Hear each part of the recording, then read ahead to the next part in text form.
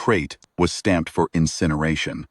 I want to be clear about that, because what I did afterward gets misread by people who weren't there.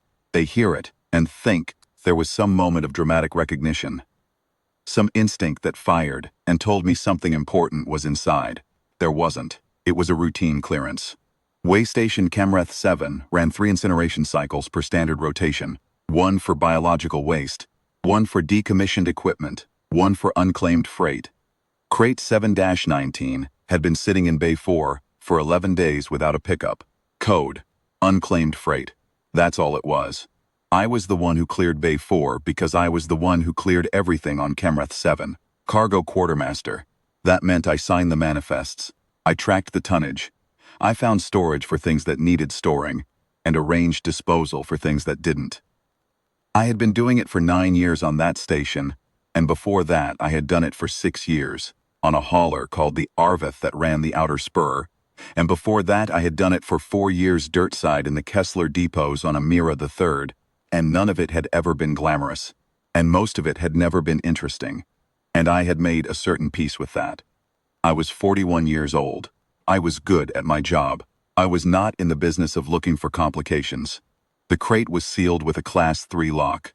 That was unusual for unclaimed freight. Most unclaimed crates arrived with whatever the shipper had bothered with, was usually a basic push latch or nothing at all. A Class 3 lock was used for biological material, for sensitive equipment, things that required controlled atmosphere. I stood in Bay 4 looking at it, and did a mental inventory of what had come through in the last 20 days, and could not account for a Class 3 lock on anything that had been offloaded here. I could have logged it as irregular, flagged it for the station's duty officer, let someone else deal with it. That would have been the correct procedure. I have thought about that choice many times in the years since. I don't know why I didn't make it. Maybe it was the 9 years of doing this alone, the accumulated habit of being the person who handled things. Maybe it was the silence. That's what I noticed before I noticed anything else. The silence from inside the crate. Biological material shifts. Equipment settles. If there's atmosphere-controlled contents, you can sometimes hear the faint cycling of the pressure seal. This crate was quiet in a way that felt held, rather than empty. The way a room is quiet when someone in it is trying not to be heard. I keyed my override code into the lock. The seal disengaged with a soft depressurization hiss, and I lifted the panel, and she was inside. Small, that's the word. Everything else came after. Small came first. The fact of how little space she occupied in a crate designed for freight containers, curled on her side with her knees drawn up, wearing what had once been a garment of some kind, and was now closer to layered wrapping. Ashen gray skin, a child's proportions. The limbs still a little too long for the torso, the way children are before they grow into themselves. She had her eyes open already. She had heard the lock disengage. She was looking at me with eyes the color of pale silver, very still. Pointed ears were laid back flat against her head, the way an animal lays its ears back when it's trying to take up as little space as possible. I had been on the outer spur for 15 years. I had seen Vethery before. Not many. They were a reclusive species, confined mostly to their own systems and their own internal hierarchies. And the ones who moved through human-adjacent stations were almost always officials or traders or military, adults in formal attire who moved with the particularness of people who knew their position in an order.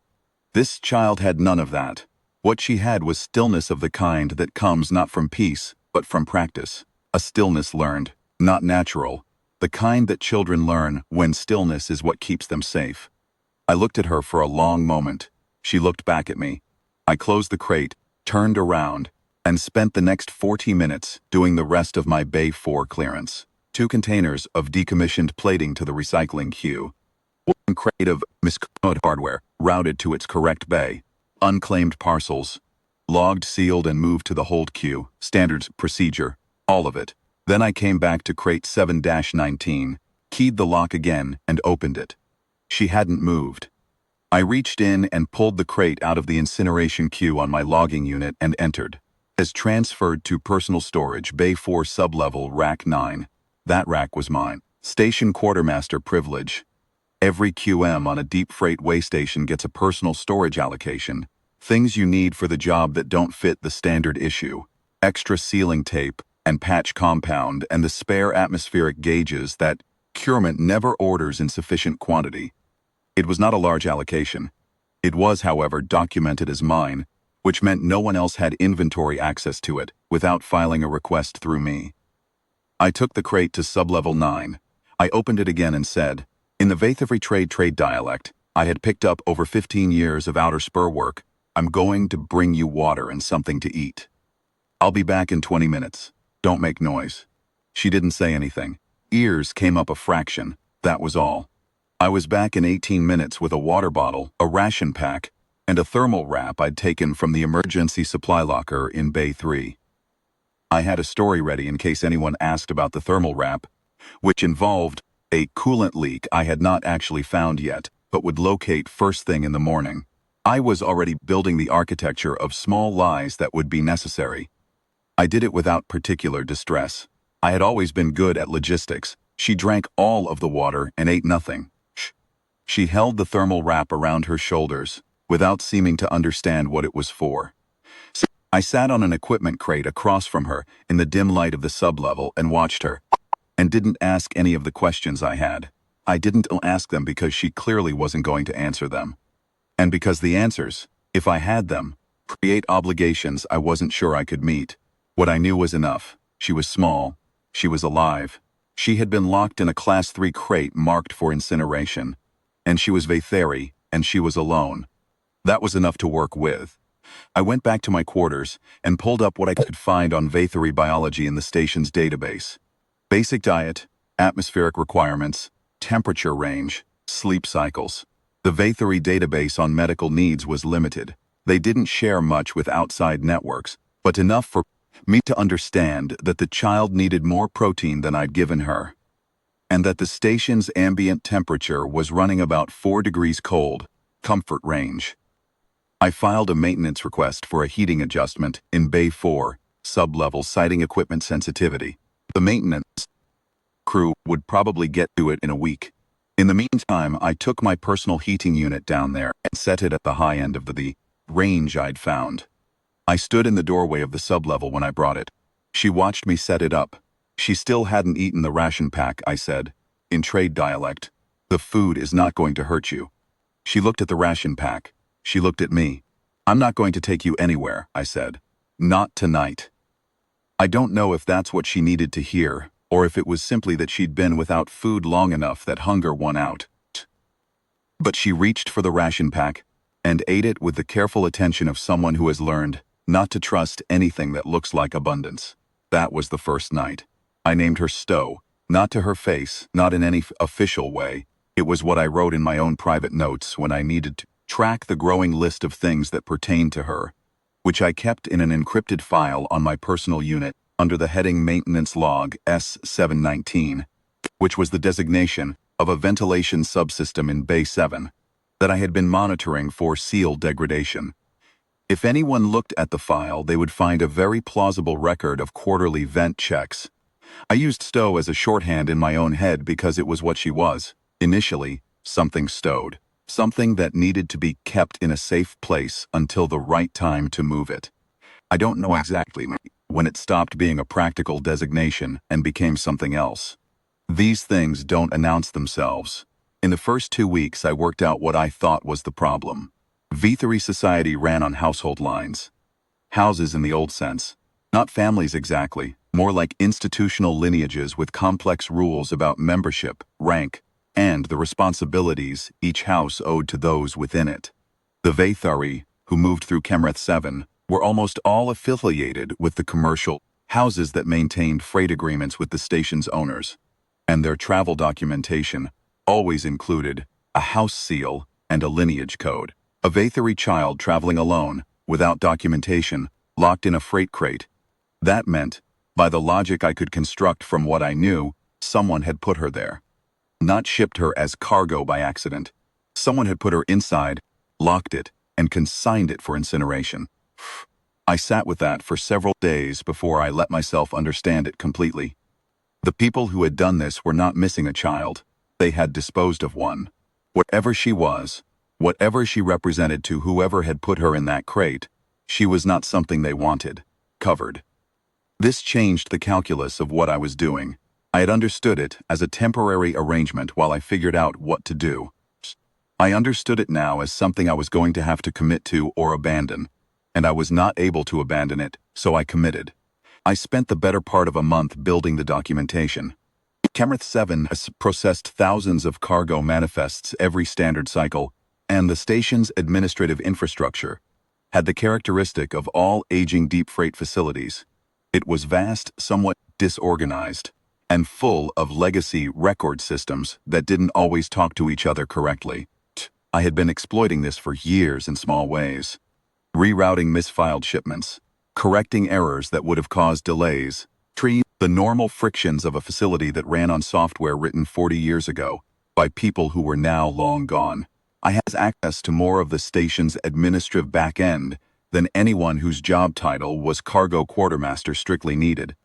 And I had it because I had asked for it, when asking would help me fix problems. And people who fix problems quietly tend to accumulate access that no one thinks to revoke. The thing about building a false record is that the worst way to do it is to build it all at once.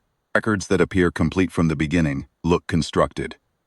What you want is a record that looks like it accumulated, a primary entry, then a follow-up 2 days later from a different administrator who noticed a field was incomplete.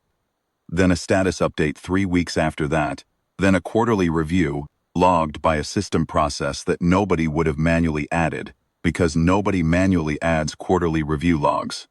What you want is a record that looks like the bureaucracy happened to it, because that is how real records look. They accrete. They are never quite clean. They carry the fingerprints of every person who touched them, and forgot they'd touched them. I created a record of a Vatheri miner, listed as a dependent of a long-haul transport crew member who had transferred off the station 8 months. The crew member had been real. A Vatheri cargo pilot named Thresorvatu, who had rotated off-station to a different posting, and whose departure record, I found with some digging, had a documentation gap where the station's 2 legacy systems had disagreed about the transfer date. The primary system said he'd departed on a Tuesday. The legacy secondary system, which was only synced to the primary, on the first day of each standard month, had logged his departure 2 days later on the Thursday. In that gap, 2 days in which the secondary system believed he was still on station after the primary knew he'd left, I built a dependent registration. An entry made by a secondary system clerk who had seen him in the corridor, asked if his dependent paperwork had been filed, been told yes, and logged the confirmation. The clerk didn't exist. The conversation didn't happen. But the secondary system had no way to know that, because secondary systems don't check their entries against primary system personnel rosters in real time. They sync on the first of the month. A child left behind when the primary crew member departed, listed as pending family retrieval, officially awaiting pickup that had never been arranged. Stations like Kemrith 7 had these situations semi-regularly. The administrative backlog for dependent status holds ran long, and nobody in the bureaucracy pushed hard on Vathari dependents, because the Vathari houses had a reputation for handling their own paperwork with great formality and great slowness. A pending hold could sit for 2 years, and no one would flag it as suspicious. I was counting on that, and I was right to count on it. But I also spent those first months adding the accreting details, a welfare check logged by a station medic who had seen the dependent in passing and noted no health concerns. Quarterly ration allocation, filed against the dependent hold budget line. A note in my own administrative file about the difficulty of contacting the house bureaucracy for retrieval coordination. Each piece small, each piece plausible, each piece one more layer of accumulated normalcy. The record was imperfect. I knew it was imperfect. Imperfect in a way that was consistent with how records on a station like Kemrith 7 went imperfect. And that was the point. Stowe didn't speak for the first 3 months.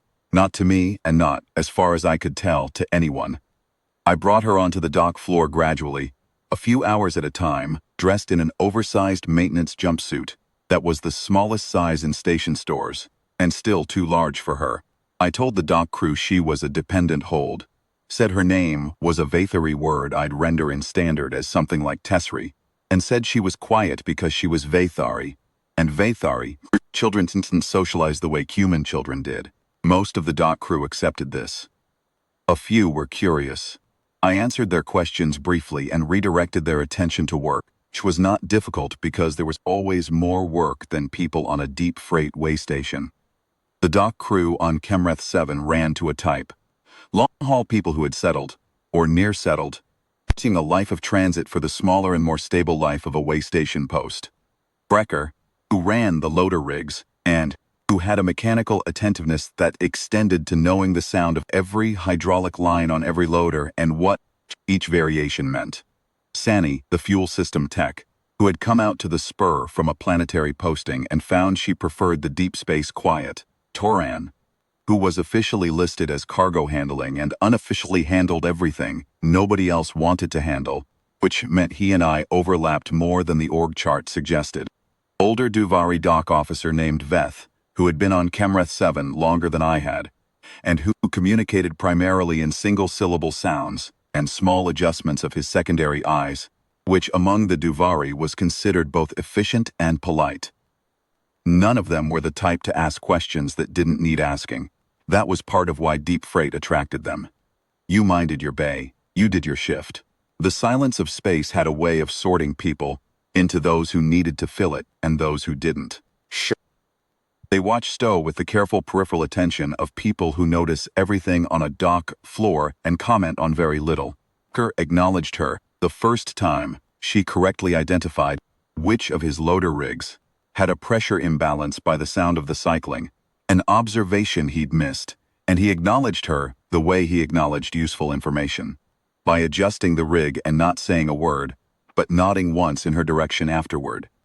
Sani asked her once, in the second month, what the Vathari name for some fuel compound was, and Stowe told her, and Sani wrote it down and went back to her work. Toran simply began leaving his inventory cross-checks for her to look over, when she was in the bay, which she did, without being asked, and which she consistently improved. She learned the dock. That was the first thing I noticed about her. Not that she was afraid of it, or overwhelmed by it, but that she was learning it. Systematically, she would stand in one place and watch something until she understood it, then move to the next thing. The cargo loaders, the manifest terminals, lock cycling on the bay doors. She watched me run the inventory checks 3 times before she came and stood beside me while I did the 4th. And by the 6th, she could run most of it herself. Not because I'd taught her, but because she'd paid attention. I got her a smaller jumpsuit from the personal stores I'd logged for maintenance use. It still wasn't quite right, but it was closer. The first thing she ever said to me, after 3 months of silence, was a correction. We were running an equipment inventory in Bay 2 and I had misread a serial number on a coolant pump, transposed 2 digits, which would have put it in the wrong category in the system. She reached past me and indicated the correct number with one finger, and I looked at where she was pointing. And I looked at her, and she looked back with those pale silver eyes and said in trade dialect, precisely 7-4, not 4-7. 7-4, I said, thank you. She went back to watching the rest of the inventory. I entered the correct serial number. We didn't speak again for the rest of that shift, but it felt like something had changed in the air between us. Not warmly, not dramatically, just differently. After that she talked sometimes. Not often, not much, and never about herself. She asked questions about cargo systems, about the station's infrastructure, about procedures she'd observed, and wanted to understand. Trade dialect was better than most adults I'd encountered. The grammar too careful, and the vocabulary too precise for someone her age, told me things I chose not to push on. She was very smart. She was very observant. She had learned, in some environment before this one. That information came from watching and asking, rather than from being told. She never asked me anything about herself. She never asked where she'd come from, or what I knew about it, or what was going to happen to her. I didn't raise those subjects either. We had an understanding, the two of us, that was never spoken and never needed to be. The dock was the dock. The work was the work. In the sublevel at the end of a shift, she would eat what I'd brought and sleep under the thermal wrap. and I would check that the heating unit was holding, and then go back to my quarters, and it was enough. By the end of the first year, she had memorized every cargo routing code the station used, and had quietly begun correcting my entry errors before I finished logging them. I started leaving her sections of the manifest work and checking them later. She had never once gotten anything wrong. I gave her a terminal of her own in sublevel 9. I told the maintenance record it was a legacy diagnostics unit that had been taken out of service. It had been 3 years earlier, before I'd refurbished it. She didn't say thank you. She sat down at it and started cross-referencing the inventory discrepancies she'd noticed in Bay 3 with the maintenance request history for that bay. Looking for a pattern, I let her work. The pattern she found identified a recurring mismatch in the automated tonnage sensors that had been causing us to underlog certain freight classes for years. When I filed the correction report, I listed myself as having identified the discrepancy. She didn't comment on this. I thought she understood it. The record could not list her. There were inspections. Chemrith 7 ran under a loose management structure. The station was owned by a freight consortium headquartered several systems away, and their audits came irregularly, which was the standard model for a deep spur way station. The consortium's audit teams cared about tonnage figures, loading efficiency, and whether the fuel margins were being maintained. They did not care much about dependent status dependence or the particulars of who was handling what on the dock floor. I was good at being the person who handled things, and audit teams liked people who handled things, because it meant there was less for them to do. Station security was another matter. Chemrith 7 had a small security unit, 5 people under a duty chief named Mavren Holt who had come up through customs enforcement and ran a careful shop. She was not interested in being fooled. In the second year of Stowe's time on the station, Mavrene Holt stopped me in the corridor outside the administrative section and said she had a question about the dependent hold. I said, Tesri. Yes, Mavren said, that dependent record has a hole in it. I said, the legacy system transfer gap. I know. I flagged it to administration twice. The consortium's records management team is supposed to reconcile it, but their queue runs long. This was true. I had flagged it. I had written the flags myself carefully, so that they existed in the record and pointed toward a bureaucratic resolution that was always pending and never arrived. Mavren looked at me for a moment. She was a sharp-faced woman of about 50, with the particular patience of someone who had spent decades watching people decide whether to lie to her. I want to do a welfare check, she said. Course, I said. I brought her to sublevel 9. Stowe was at her terminal, cross-referencing. She looked up when we came in, registered Mavren, and returned to her work with the composure of someone who had seen authority figures before, and had already calculated that the correct response was to look uninteresting. Mavren looked at her for a while. She looked at the terminal, the heating unit, the rations I'd left on the shelf, the thermal wrap folded neatly on the crate Stowe used as a sleeping surface. Then she looked at me. She's been here 2 years, Mavren said. But that, I said. No pickup scheduled. The family retrieval paperwork runs slow. The consortium says it's the Vethery House bureaucracy. I've been managing day to day. Another pause. Mavrene's eyes moved back to Stowe.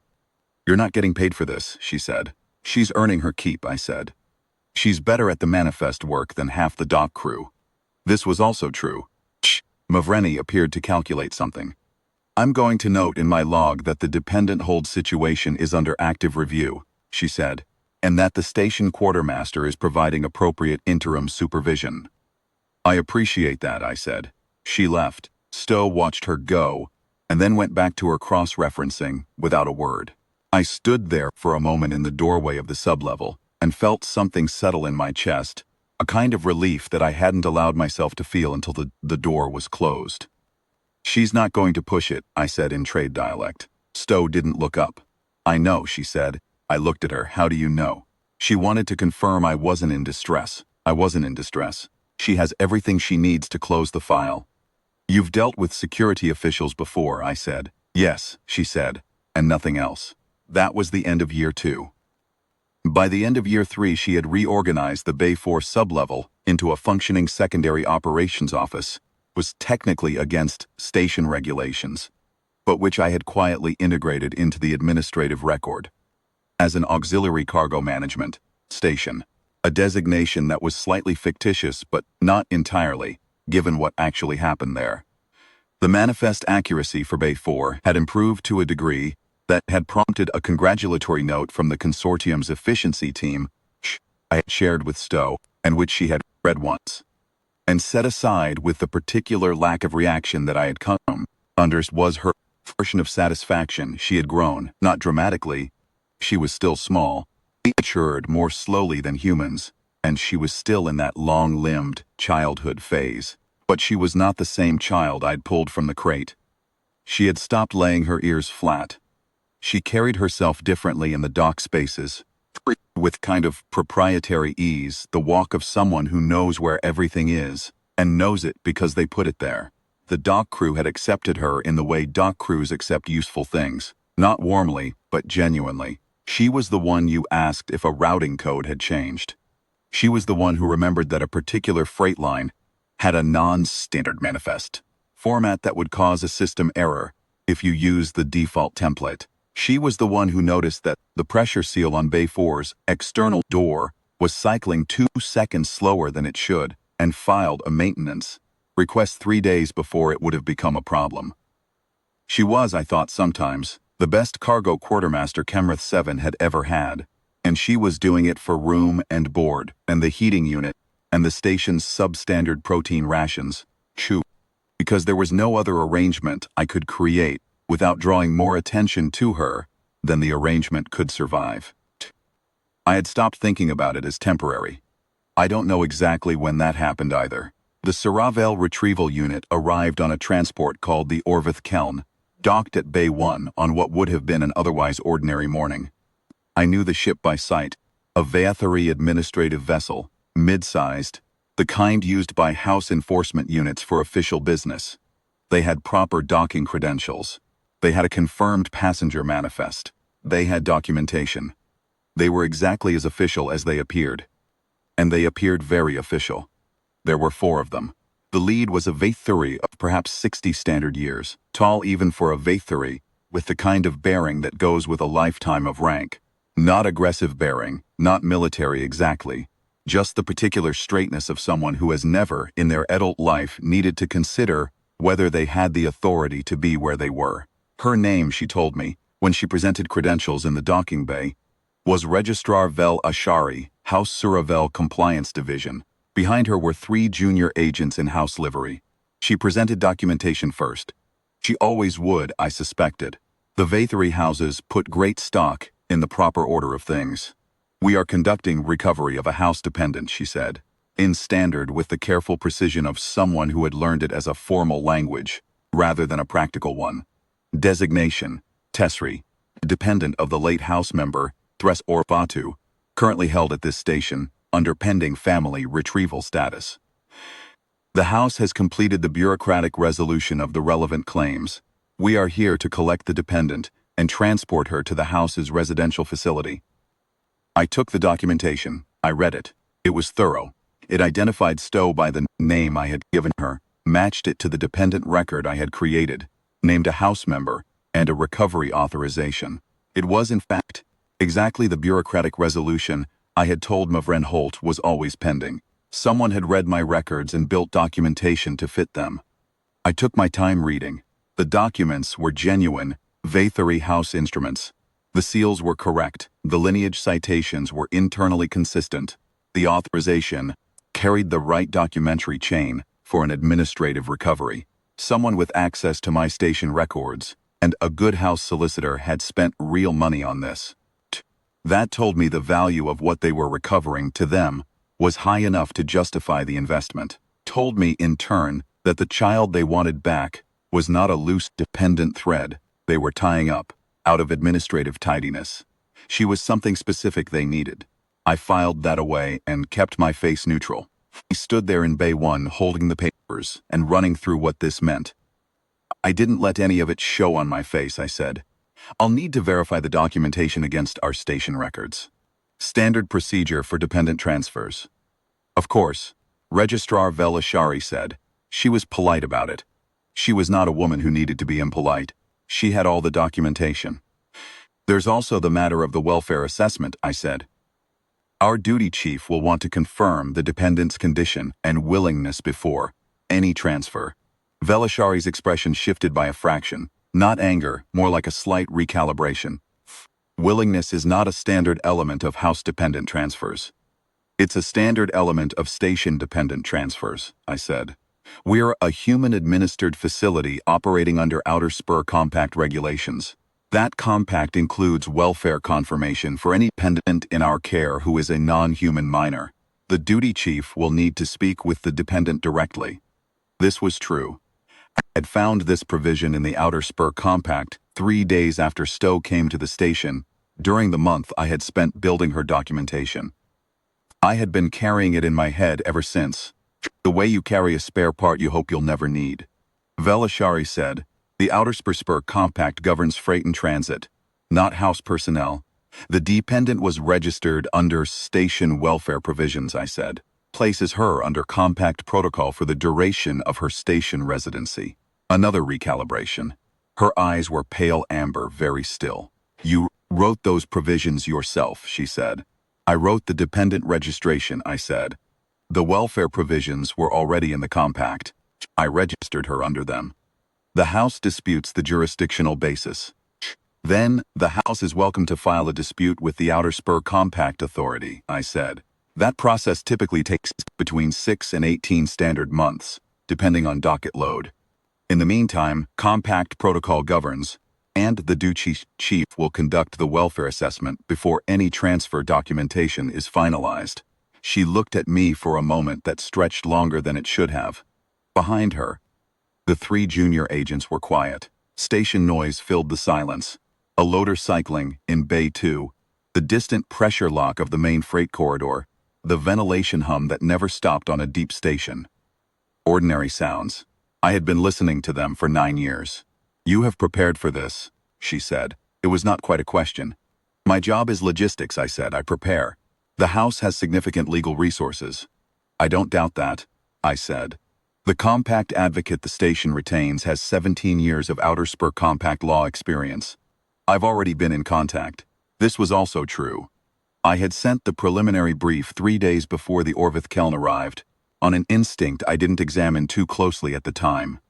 When the ship had appeared in the transit lane, I had recognized the hull class before I confirmed the registry, and the instinct had confirmed itself. We will wait, Velashari said, for the welfare assessment. Went to find Mavren Holt. I told her what had come in. I told her about the compact provision. Told her that I believed the people who had arrived were not, in any way that would show up in their documentation, safe for Stowe. Mavreni listened to all of this, with the expression of someone checking whether she was being lied to, and concluding that she wasn't. Then she was quiet for a while, and I waited. Mavren Holt's silences were not empty. They were where she did her actual thinking, and I had learned in 2 years of periodic dealings with her that interrupting them didn't speed anything up. Then she said, "You've been running this for 3 years." "Yes," I said. "The record is good," she said. "Yes, but it's not entirely clean." "No." She was quiet for a moment. Then she said, "What do you know about where she came from?" "Not much," I said. "I know someone put her in a Class 3 sealed crate and consigned it for incineration. I know she wasn't an accident." Mavreni said nothing for a while. I watched her look at the documentation I'd set on her desk, the Suravel House seals and the recovery authorization. She didn't pick it up. She looked at it the way an experienced investigator looks at evidence. Registering, not handling. Then she stood up and said, "I'll run the welfare assessment. It's going to be thorough. These things take time." She was thorough. The assessment took 4 hours. She spoke to Stowe alone, first in sublevel 9, for close to 90 minutes. Then she spoke to me. Then she reviewed the station's records on the dependent hold. Then she wrote up her report, which I was not shown but which she filed with the station administration, and which, I gathered, found that the dependent's flow was satisfactory, that the dependent had expressed no desire to transfer to house care, and that under compact protocol, the station retained welfare jurisdiction until the compact dispute process was complete. When she delivered the finding to Registrar Vel Ashari in the Bay 1 office, Vel Ashari's face did not change in any visible way. She had the documentation. She had the house authority. She had everything except a compact override and a dependent who expressed willingness to go. "The dispute will be filed," she said. "That is the house's right," Mavren said. "The outcome is not in question." Mavren looked at her. "Everything takes time," she said. "The docket runs long." They left on the Orvith Kelm 2 hours later. They left with their documentation and without stow. I watched the ship undock from the Bay 1 observation port and stood there after it had cleared the station perimeter and reduced to a navigation beacon in the transit lane. The transit lane was busy by outer spur standards. 3 other ships in the approach queue, a long-haul hauler running the fuel depot cycle, a small independent freighter that had been waiting on a parts order since the previous rotation. Ordinary station business. The Orvith Kelm became a light among lights and then disappeared into the directional traffic. My hands were shaking, a little, which surprised me. I had not been aware of being frightened. I held them still against the observation port railing and breathed for a minute. Brecker was crossing the bay, 1 floor below me on his way to the loader bay, and he looked up and I raised a hand and he raised a hand and said, "Anything, that was enough." I went to sublevel 9. Stowe was at her terminal. She had been there since the end of the welfare assessment. She was running inventory check, which was not what she usually did in the evening cycle. I recognized it as the thing she did when she needed something to do with her hands. I sat down on my equipment crate across from her. I didn't say anything, neither did she for a while. Then she said in trade dialect very quietly, "How long will the dispute process take?" "Minimum 6 months," I said. "Could be longer. There's some case law that complicates the House's position in compact jurisdiction disputes. I've been reading it, and their standing isn't as solid as they believe it is. But they have a claim."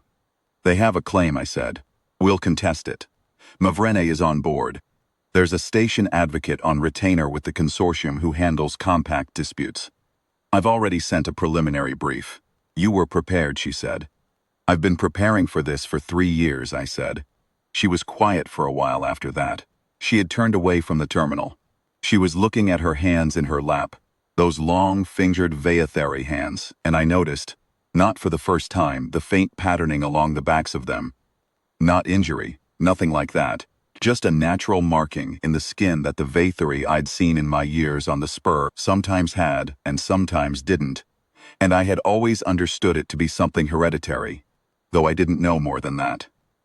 "They called me a dissolved asset," she said. "That's what the documentation said." "Do you know what that means, in house terms?" "I know what dissolved means," I said. "I don't know the technical house definition."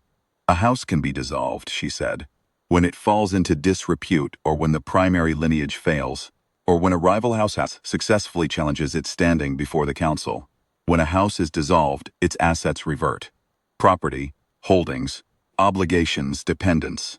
The dependent members are considered part of the asset inventory." She paused. "I was 7 years old when House Sarath was dissolved. I was 8 when I ended up in the crate." I sat with that for a moment. House Suravel filed the dissolution challenge. House Suravel and 2 allies, my house and theirs, had been in a compact dispute for 4 generations. We had a resource claim they wanted. The dissolution was how they resolved it. "And the dependent inventory," I said. There was a specific dependent, the primary heir of the dissolved house, who represented a potential, future claim on the resources. House Suravel needed that claim to not exist. She paused again. "I was the primary heir." "How did you end up in a crate?" "A member of my house's household," she said. "A man named Velthrosavi, not family, house staff. He was a freight coordinator. He was the one who arranged the shipment record, the Class 3 seal, the consignment to this station. He picked Kemrith 7 because it was obscure enough, and because he had contacts here, and his plan was that I would survive the transit and be found and cared for, and, as that House Suravel would never think to look at a human-administered way station in the middle of the outer spur for the heir of a dissolved house." She looked up at me. "He died 3 months after I arrived here. I found out 2 years ago. Heart failure." "He didn't know you were in the incineration queue," I said. "No. There was a manifest error. I was supposed to be in the held freight section. Crate got miscoded and went to Bay 4. She looked at me steadily. You were supposed to find me and held freight. There would have been a long-haul hauler waiting on contract for that crate, with instructions to keep it and ask no questions. I would have ended up somewhere further out, safer maybe, further from the Vathery routes. I thought about the misread serial number I'd transposed in Bay 2. The pattern she'd found in Bay 3. 3 years of manifest work and not a single error. You knew what the error was, I said. I knew what the crate was supposed to do. When I ended up here instead, I didn't know if this was safer or not. She looked away again. Then you came back. What did you think? I said. When I came back the second time, with the water and the rations. I thought you were deciding something, she said. I was. I thought it was possible that you had decided to keep me secret, and that this was different from what Velthrosavi had arranged but might be safe anyway, and that the only thing I could do was stay still and see what kind of person you were. She paused. Their children are taught that humans are loud and imprecise and short-lived, and that their emotional reasoning is excessive, and that they are candidates for long-term arrangements. We are fairly loud, I said. You are not imprecise, she said, and your emotional reasoning, in this case, did not appear to be excessive. It appeared to be correct. I didn't say anything to that, she said. Speak for the first 3 months, because I was deciding whether to trust you. After that, I was deciding how much to tell you. Then, I decided that telling you anything would put you in a position where you would have to make choices, and I thought if I told you less, you would have more freedom to choose what to do.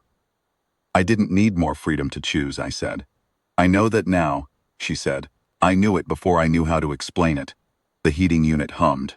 Somewhere in Bay 4 above us, a loader cycled through its nightly maintenance routine, the faint hydraulic thud of it coming through the floor. She said, House Suravel will not stop. The dispute filing will be the first move. There will be others. Yes, I said. They are a large house. They have legal resources. The compact standing they've built over 4 generations is real. They also filed a fraudulent dissolution claim, I said, which is what your house's dissolution would be if the heir is alive. That's not a minor complication. The compact courts take fraudulent dissolution claims very seriously. There's case law going back 200 years on it, and my compact advocate has spent 6 hours on a preliminary reading and thinks the fraudulent dissolution is our strongest ground. She was still looking at her hands. Then she looked up at me again. You were preparing this before they arrived. 2 years, I said. I found the comp dispute provision in the first month, and I started reading case law about 18 months ago. I had a lot of time in the evenings. There was something happening in her expression that I didn't have a name for. It was not quite surprise and not quite something else. She said, Why? I thought about how to answer that. I could have said, because it was the right thing to do, which was true, but not quite the point. I could have said, because I couldn't do anything else, which was also true.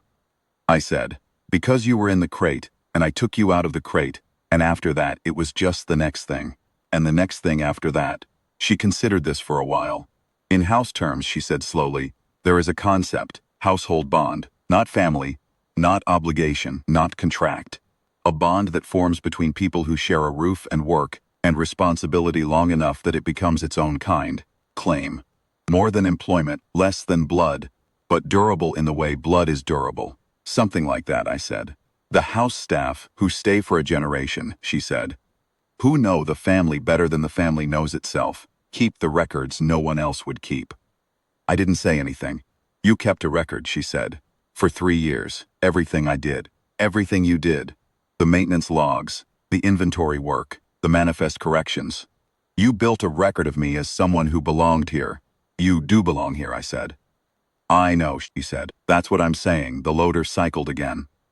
I looked at the heating unit's temperature display and noted that it had drifted slightly and made a mental adjustment to request a recalibration in the morning.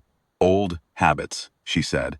Velthrosavi used to say that the people worth trusting are the ones who do the next right thing without needing to know all the things that come after.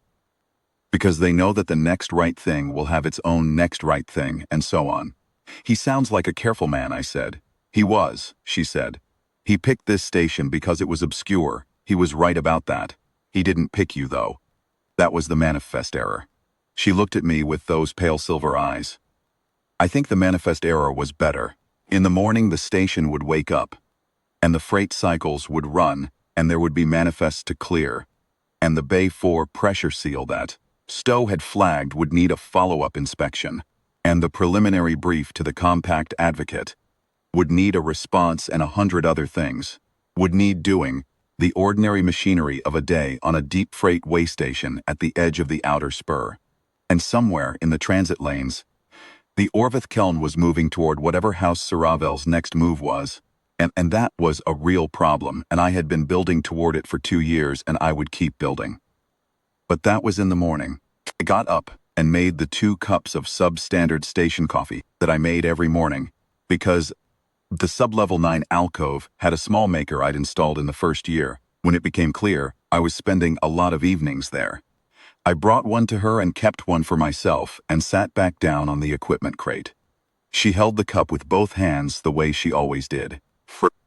The V preference for holding warm things, and looked into it for a moment, and then she said something informal, vathery, that I didn't have the vocabulary to fully follow, but that my trade dialect ear caught the shape of a sentence that meant something like, I record this as Bond, or maybe, I place this on record. I drank my coffee, she drank hers.